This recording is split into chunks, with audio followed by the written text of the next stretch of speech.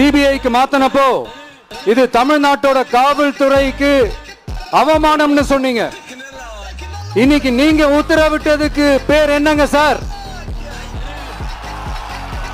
அதேதானே அன்னைக்கு நீங்க சொன்னதும் இன்னைக்கு நடக்கிறதும் அதேதானே? அதே சிபிஐ தானே?